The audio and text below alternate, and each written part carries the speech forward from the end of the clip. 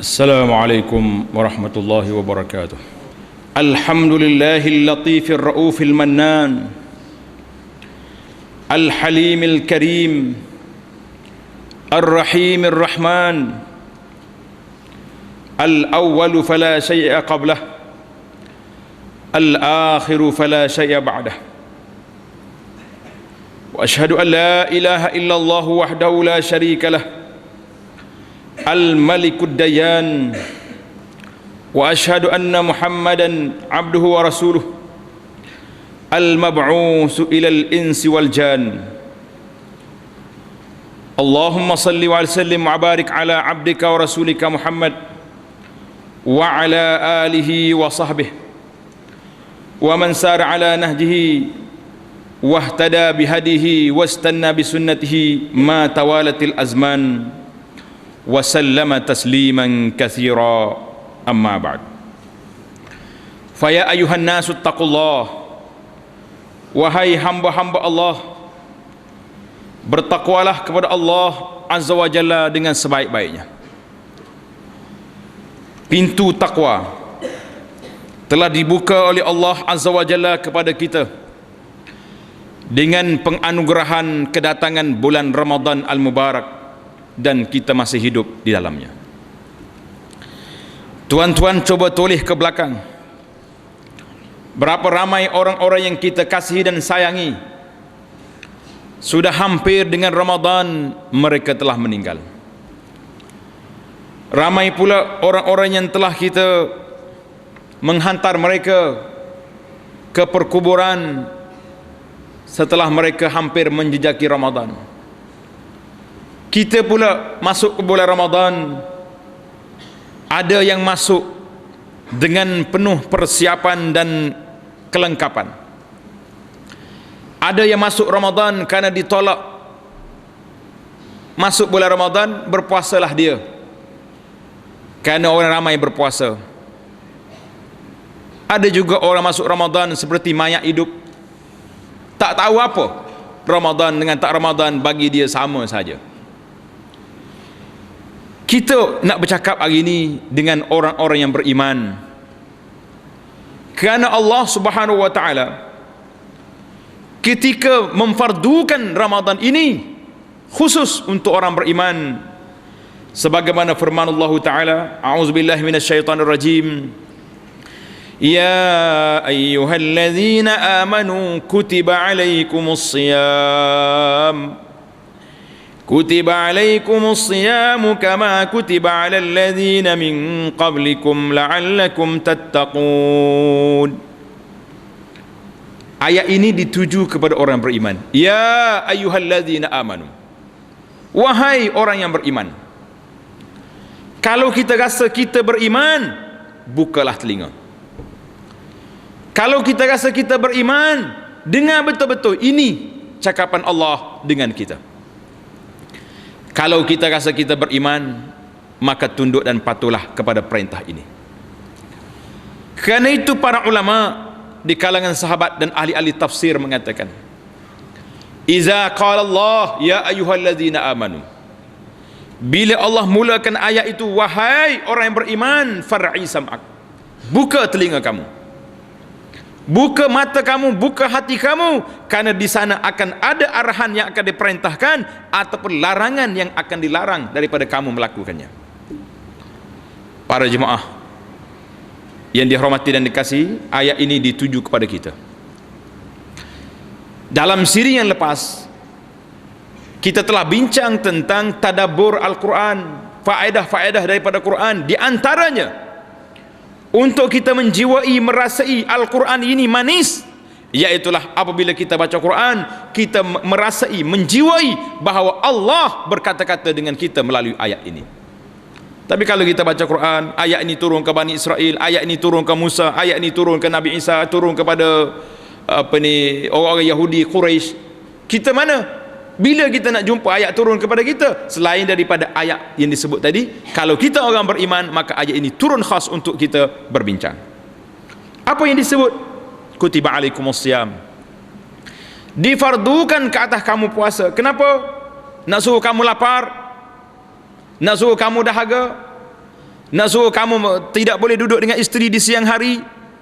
Ini semua alat mekanisme untuk kamu sampai kepada satu tahap yang sangat kemuncak, yang sangat besar. Objektifnya la'allakum tattaqun, iaitulah supaya kamu menjadi orang bertakwa. Allah nak kita jadi orang bertakwa. Allah pilih kita untuk menjadi orang bertakwa. Allah jemput kita menjadi orang bertakwa. Tapi kalau kita tidak menyahut seruan ini, kita masih leka dan lalai, maka kitalah orang yang celaka di bulan Ramadan, lebih-lebih lagi di luar Ramadan. Para jemaah yang dihormati dan dikasihi, Nabi sallallahu alaihi wasallam telah menyebut kepada kita sebagai ucapan tahniah dengan kedatangan Ramadan. Nabi mengatakan, hadza Ramadan qad jaa. Ramadan telah tiba, telah datang. Tuftahu fiha abwabul jannah, dibuka pintu syurga, ditutup pintu neraka, dan telah diikat segala syaitan. Kenapa bila Nabi ucap tahniah, qad jaa jama'an, qad jaa, Ramadan telah datang, diberi kepada kita beberapa bisyarah, beberapa khabar gembira untuk kita menerimanya. Kenapa? Karena aku beri kepada kamu dengan sebab-sebabnya. Bila sebut tawaran-tawaran istimewa untuk cerita-cerita keduniaan, biasanya mereka akan beri sebab untuk kita mencapai apa ni, hadiah ataupun ganjaran yang ditawarkan itu dengan beberapa sebab. Maka Nabi sallallahu alaihi wasallam bila nak beri kepada kita tajuk ini, bila Nabi sallallahu alaihi wasallam berbincang kepada kita, memberi peringatan kepada kita Ramadan datang, maka Nabi kata peluang untuk kamu menjadi manusia yang baik, manusia yang bertakwa, manusia yang kembali kepada Allah sangat luas di hadapan kamu. Karena itulah para jemaah, kita kena berfikir panjang, fikir banyak, pergi ke masjid, ikut program tadarus Al-Quran, program tazkirah yang dianjurkan. Dan di zaman moden hari ini tidak ada sebab kalau kamu kata kami tak sempat nak belajar, sedangkan ilmu sudah ada di hujung jari anda. Dengan alat-alat gadget moden yang ada di tangan kita hari ini, kita berdapat ilmu dalam masa yang sekejap. Bahkan para pendakwah menghabiskan masa melayani tetamu-tetamu mereka di dalam hujung jarinya, di teleponnya, iaitulah memberi maklumat pada mereka tentang tazkirah-tazkirah, ceramah-ceramah yang disampaikan, supaya masyarakat mengambil manfaat daripada ilmu yang ada melalui alat-alat yang sangat moden, yang sangat mudah bagi kita. Tapi kalau kita masih lagi tidak dapat, kita masih lagi leka dan lalai, Ramadan mari sama dengan tidak Ramadan, berlalunya Ramadan sudah masuk beberapa hari, tapi kita belum sempat lagi sentuh Al-Quran. Ramadan sudah berlalu beberapa hari, orang lain berterawih dengan begitu meriah, dengan begitu bersemangat, kita masih lagi belum dapat menghabiskan salat tarawih. Orang lain telah baca Quran berjuzuk-juzuk, kita baru nak buka, baru nak pergi beli Quran, baru nak pergi nak buang debu-debu Al-Quran dalam almari kita. Orang lain telah menitiskan air mata pada waktu sahar, di waktu sahur, minta ampun dengan Allah Azza wa Jalla, bersyukur pada Allah, ya Allah, bersyukur karena engkau telah sampaikan kami ke bulan Ramadan. Tapi kita masih leka, bangun waktu sahur bukan nak sibuk dengan berdoa, bermunajat kepada Allah, bangun duduk tengok TV sambil tunggu isteri siapkan makanan, malang. Takziahlah kalau tuan-tuan bersifat seperti ini. Kita mengatakan takziah karena ini termasuk dalam kumpulan mayat hidup. Walaupun mereka hidup, tapi hati bersifat hati mayat, hati mati, yang tidak mendengar apa-apa nasihat, tidak mendapat apa-apa faedah daripada Ramadan. Pada jemaah sekalian, kita lihat, kalau kita nak senaraikan tentang ajaib Ramadan, benda-benda ajaib dalam bulan Ramadan ini, di tangan saya ini lebih daripada 20 perkara. Kita akan senaraikan secara ringkas dengan masa yang sesuai dengan masa yang ada ini. Iaitulah cerita yang pertama, seorang sahabat yang bernama Talhah bin Ubaidillah. Talhah ni sahabat yang besar, orang yang dekat dengan Nabi sallallahu alaihi wasallam. Dalam banyak peperangan dia telah mempertahankan jasad Rasulullah sallallahu alaihi wasallam. Terpacak panah, terpacak pedang, hancur tubuhnya semata-mata mempertahankan Rasulullah sallallahu alaihi wasallam. Talhah radhiyallahu anhu telah dijamin sebagai ahli syurga. Dia menceritakan dua orang laki-laki datang bertemu Rasulullah sallallahu alaihi wasallam dan mereka telah masuk Islam. Salah seorang daripadanya sangat kuat berijtihad,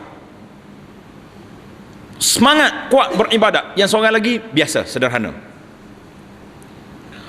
Kemudian yang semangat kuat ni telah masuk peperangan, dia telah mati syahid. Alhamdulillah, telah syahid dia. Yang seorang lagi belum mati lagi. Mungkin dia duduk di saf agak ke belakang, dan dia akan mati juga, iaitulah setahun kemudian selepas daripada kawan dia. Setelah dia mati, Talhah ni bermimpi,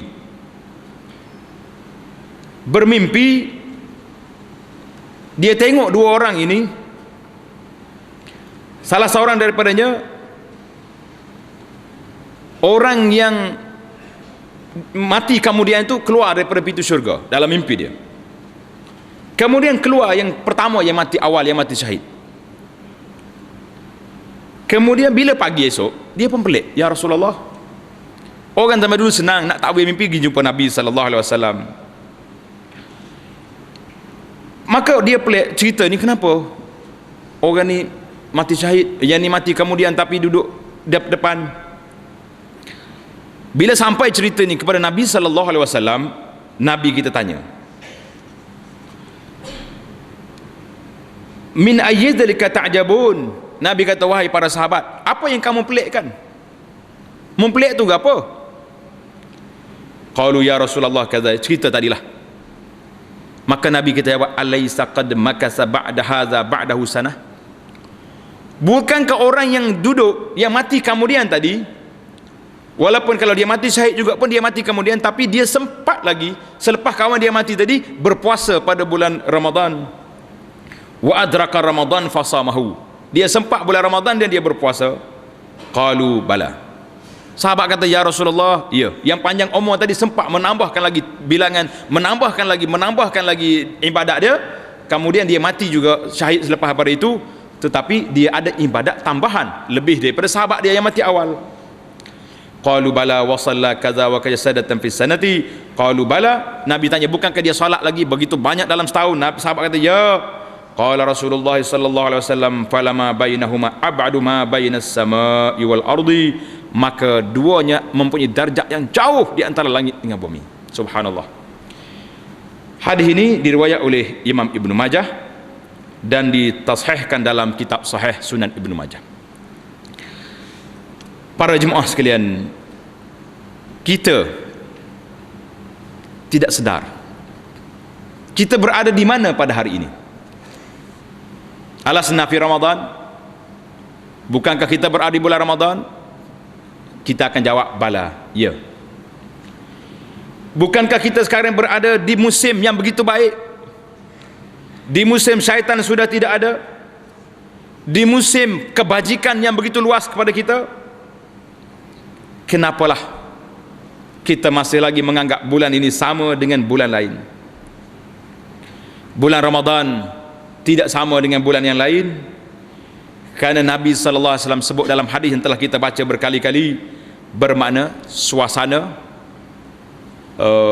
keadaan Ramadan ini berubah daripada yang sebelumnya. Syaitan diikat dengan pintu langit telah terbuka, dan juga para malaikat juga telah berseru supaya kita menjadi orang-orang yang baik. Itu di antara keajaiban Ramadan yang ada pada kita, yang tuan-tuan berada sekarang ini. Jangan lupa, jangan lalai dan jangan leka. Jangan lupa pada Ramadan, jangan lalai menjadi beribadat, dan jangan leka dengan apa yang kita ada hari ini yang menyebabkan kita jadi manusia yang hanyut, manusia tidak kenal Allah walaupun di bulan Ramadan. Ramadan iaitulah mempunyai kelebihan yang besar, Dengan kita berpuasa pada bulan Ramadan ini, kita mendapat kelebihan yang begitu hebat. Man shama ramadhana imanan wa ihtisaban ghufira lahu ma taqaddama min dzambi. Siapa yang berpuasa dalam kerana beriman, mengharapkan pahala. Bukan puasa kerana takut ditangkap oleh penjaga maksiat, ataupun puasa kerana takut bini marah, malu kerana lah. Berpuasa kerana Allah, ghufira lahu, diampunkan dosa-dosa kita yang lepas. Alhamdulillah, tuan-tuan boleh kata alhamdulillah, kita sempat lagi menghapuskan dosa kita pada bulan ini. Ramadan yang kedua, Ramadan mempunyai kelebihan yang khas, iaitulah bulan turunnya Al-Quran yang menjadi bekas kepada Quran. Maka kita menggunakan, mengisi bekas yang ada ini dengan sebaik-baik mungkin, iaitulah berdamping diri dengan Al-Quran. Karena itulah Nabi kita sallallahu alaihi wasallam, apabila datang bulan Ramadan, Nabi kita memberi peringatan kepada dua ibadat yang berkembar dalam bulan Ramadan. Dia panggil twin ibadat. Dua perkara ini tak boleh dipisahkan. Dan terasinglah Ramadan bagi seorang itu kalau terpisah di antara dua perkara ini. Nabi kata apa? Iaitulah Nabi kita sendiri sallallahu alaihi wasallam bila mari Ramadan berqiyam, dan juga Jibril datang mengulang kaji Al-Quran, sehingga Nabi kita mengumpulkan dua ini sebagai syafi', sebagai pemberi pertolongan kepada kita pada kiamat. Nabi Al-Quran, as-siyam wal Quran, puasa dan Al-Quran. Yashfa'ani lil 'abdi yaumal qiyamah, akan memberi pertolongan, bantuan kepada kita pada hari kiamat.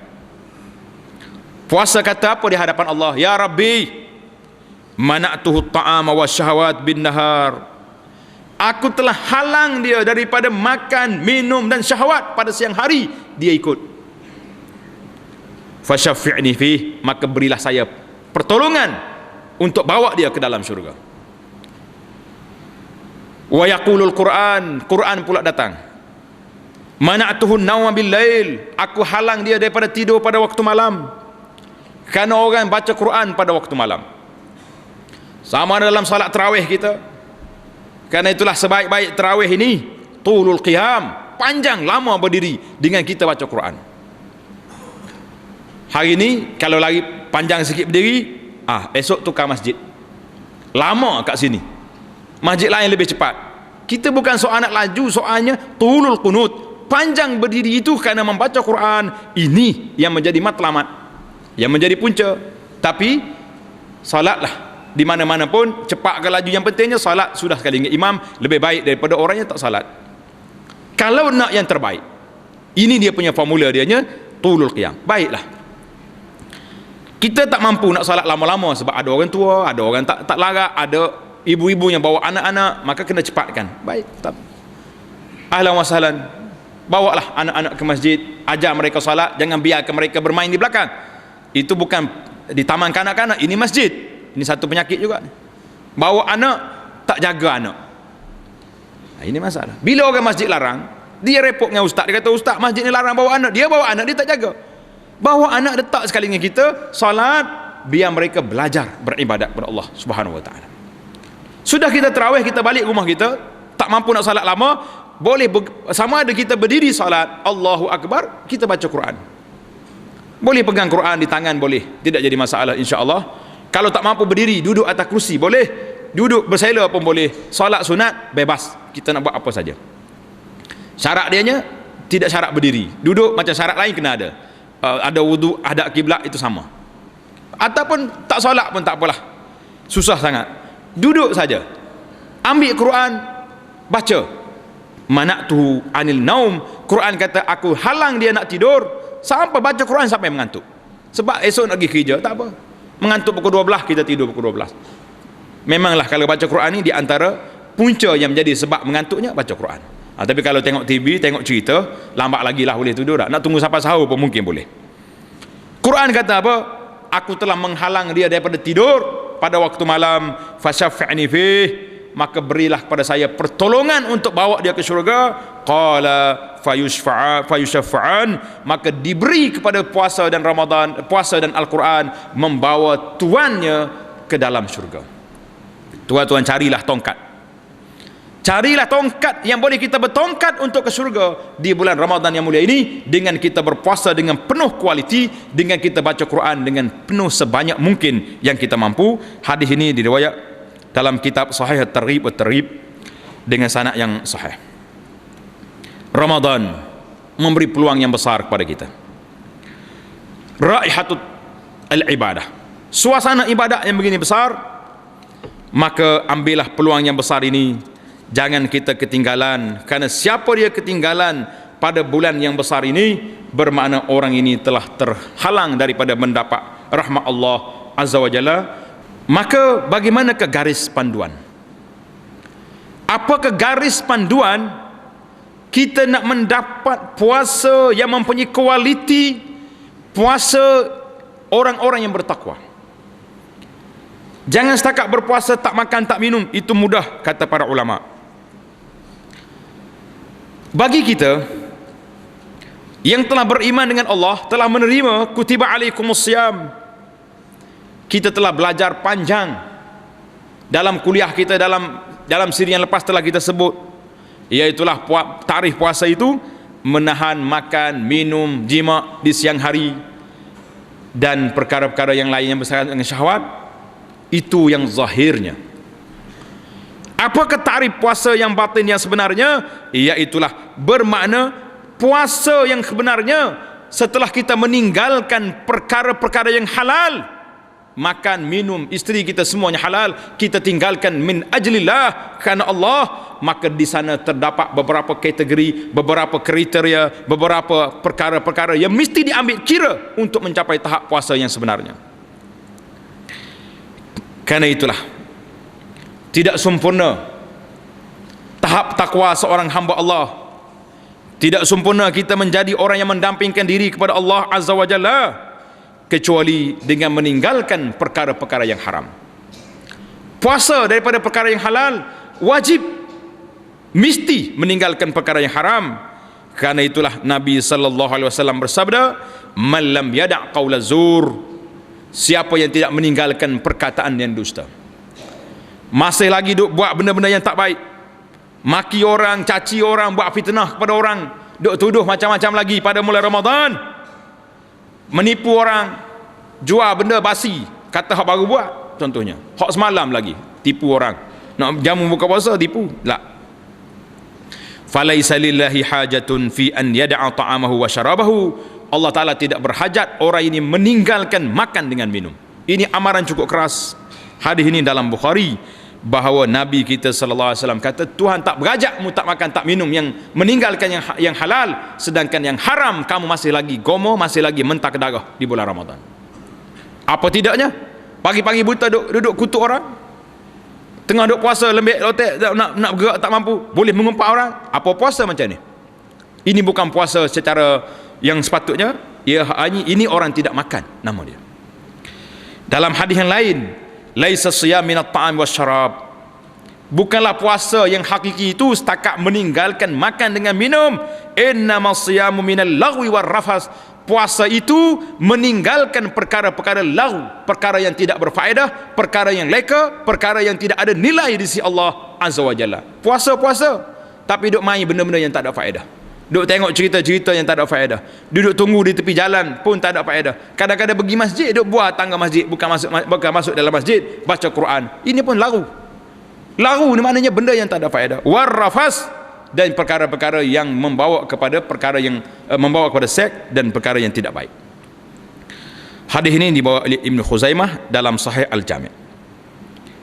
Kata sebahagian ulama salaf rahimahumullah, ahwanus siyam, puasa yang paling mudah, yang paling senang, tarkus syarabi wa ta'am, meninggalkan makan dengan minum. Sadaqta. Kita boleh jawab benar kata-kata ini. Setakat tak makan dengan tak minum, saya sanggup untuk berpuasa. Tapi kalau benda-benda lain, belum mampu lagi kita, ataupun kita masih lagi tewas kecundang dalam isu ini. Kata di Jabir radhiyallahu an, seorang sahabat, iza sumta, apabila kamu puasa, puasalah telinga kamu daripada mendengar maksiat, puasa mata kamu daripada tengok benda-benda mungkar. Hari ini puasa mata di antara puasa yang sukar untuk kita buat. Duduk dalam rumah, saya tak pergi mana-mana, duduk rumah tengok TV. Nak tengok berita dunia, apa jadi kepada Mesir dengan Syria contohnya. Tapi pergi tengok pembaca berita, maksiat. Nak dengar ceramah, keluar pula ustazah yang comel-comel, jangok-jangok. Kenilutung pula ada setengah ustazah ni. Pun maksiat, mungkar. Tak lepas juga kita. Keluar rumah, hadis wala haraj, boleh tengok segala benda yang ada depan mata kita. Puasa, Abu Hurairah kata, bila puasa kami tak keluar daripada masjid kerana nak jaga puasa kita. La ilaha illallah. Puasalah lidah kamu daripada berdusta dan benda-benda yang haram. Jangan menyakiti jiran tetangga dengan buat bising dan sebagainya. Hendaklah kamu berpuasa dalam keadaan tenang, ingat kepada Allah Azza wa Jalla. Dengan itu, jadikanlah hari puasa dan hari tak puasa kamu sama, kerana kamu telah didik jiwa kamu menjadi orang yang baik. Kerana inilah disebut dalam hadis Nabi sallallahu alaihi wasallam, rubba sha'im hazzuhu minas siyamil ju'i wal 'atash wa rubba qa'imin hazzuhu minal qiyamis sahar. Ada berapa ramai orang yang berpuasa, bahagiannya hanya lapar dengan dahaga. Berapa ramai orang yang berdiri pada malam Ramadan, mereka hanyalah berjaga malam, tidak mendapat pahala yang sepatutnya di bulan yang sangat besar ini. Para jemaah sekalian, apakah rahsia kita bertakarrub pada Allah Subhanahu wa taala dengan meninggalkan benda-benda yang baik, benda-benda yang halal? Kalau kita tidak meninggalkan dengan benda yang haram, maka kamu boleh tinggal yang halal kerana berpuasa, maka tinggallah benda yang haram kerana kamu juga berpuasa. Siapa yang melakukan perbuatan yang dilarang, dengan walaupun kamu meninggalkan benda yang harus, maka seolah-olah bandingannya seperti orang yang melakukan salat sunat tak lakukan salat fardu. Ada juga hari ni orang puasa tak semayang. Ini pun kacau juga ni. Ada orang kata dia tu puasa ustaz, semayang tak? Masalah. Hak semayang pula tak pergi masjid, masalah juga. Hak pergi masjid tak ikut saf betul-betul, masalah. Banyak masalah yang tak berkaitan, tapi tingkatan masalah berbeza-beza. Hak pergi masjid orang baik, cuma salah teknikal, tak mau saf depan, tak mau betulkan saf, tak mau penuhkan saf, itu masalah teknikal. Tapi hati sudah baik kerana sudah ada di masjid. Maka kita mengatakan orang yang melakukan perkara yang tidak meninggalkan perkara yang haram, meninggalkan perkara halal, seperti bandingannya orang yang melakukan solat perkara yang sunat, meninggalkan perkara yang wajib. Maka para jemaah sekalian, kita lihat hari ini sahabat-sahabat kita di bumi negara-negara yang sedang dalam keadaan susah, sama ada di Syria yang begitu dahsyat hari ini, dan juga di bumi Mesir yang juga mengalami satu masalah yang mendukacitakan. Maka ketika kita berbuka puasa dan ketika kita berada di akhir malam, banyakkanlah berdoa kepada Allah Azza wa Jalla. Semoga Allah SWT beri kepada mereka kelepasan, beri kepada mereka keluasan dalam hidup, selamatkan mereka daripada segala ancaman orang-orang yang jahat atas dunia ini. Dan kita juga minta supaya Allah Ta'ala berikan kepada negeri kita ni aman, damai, dan pemimpin kita bersedia untuk tunduk pada syariat Allah untuk melaksanakan Islam ini, insya-Allah. Maka pada hari Jumaat yang mulia dan pada hari-hari lain di bulan Ramadan dan lain-lain Ramadan, perbanyakkanlah selawat pada atas Nabi sallallahu alaihi wasallam, kerana perintah Allah dalam Al-Quran, innallaha wa malaikatahu yusalluna 'alan nabi ya ayyuhalladzina amanu sallu 'alaihi wa sallimu taslima Allahumma salli 'ala Muhammad wa 'ala ali Muhammad kama sallaita 'ala Ibrahim wa 'ala ali Ibrahim innaka Hamidum Majid wa barik 'ala Muhammad wa 'ala ali Muhammad kama barakta 'ala Ibrahim wa 'ala ali Ibrahim innaka Hamidum Majid. Waradallahu ma'anil khulafa'ir rasyidin al-a'immatil mahdiyyin Abi Bakr as-Siddiq wa Umar al-Faruq wa Utsman dzin nurain wa Abil Hasanain Ali. Waradallahu ma'anis sahabati ajma'in wa 'anit tabi'in wa man tabi'ahum bi ihsan ila yaumiddin wa 'anna ma'hum bi mannika wa karamika wa ihsanika ya akramal akramin. Allahumma ighfir lil mu'minina wal mu'minat wal muslimina wal muslimat al ahya'i minhum wal amwat innaka sami'un qaribun mujibud da'awat. Ya Allah, berikanlah keampunan kepada muslimin dan muslimat, orang-orang yang kami sayangi, orang-orang yang kami kasihi daripada keluarga kami, berikanlah keampunan kepada mereka pada bulan yang mulia ini, jadikan mereka termasuk di kalangan orang yang dimerdekakan daripada api neraka. Allahumma a'izzal Islam wal muslimin, Allahumma a'izzal Islam wal muslimin, Allahumma a'izzal Islam wal muslimin, Allahumma ansur man nasara dinaka wa kitabak wa sunnata nabiyyika Muhammadin sallallahu alaihi wasallam. اللهم انصر إخوان المسلمين المستضعفين في سوريا وفي فلسطين وفي مصر وفي كل مكان.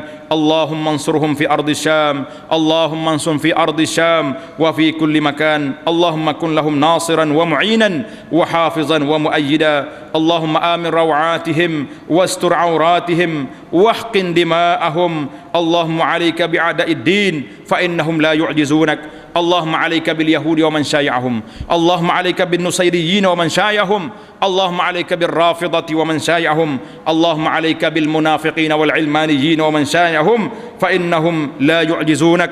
اللهم إنا نجعلك في نحورهم ونعوذ بك من شرورهم. اللهم من أرادنا وأراد إسلامنا وأراد إخوان المسلمين في كل مكان بسوء فأشغله في نفسه واجعل كيده في نحره واجعل تدميره يا ذا الجلال والإكرام. اللهم آمنا في أوطاننا وأصلح أئمتنا وولاة أمورنا واجعل ولايتنا في من خافك واتقاك واتبع رضاك يا رب العالمين.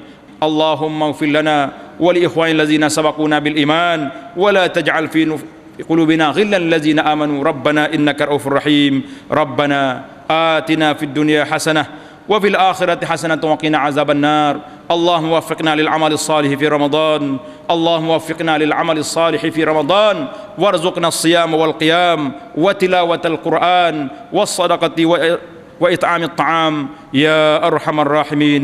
ربنا آتنا في الدنيا حسنة وفي الآخرة حسنة وقنا عذاب النار. وصلى الله وسلم وبارك على محمد وعلى آله وصحبه أجمعين. سبحان ربك رب العزة عما يصفون وسلام على المرسلين والحمد لله رب العالمين.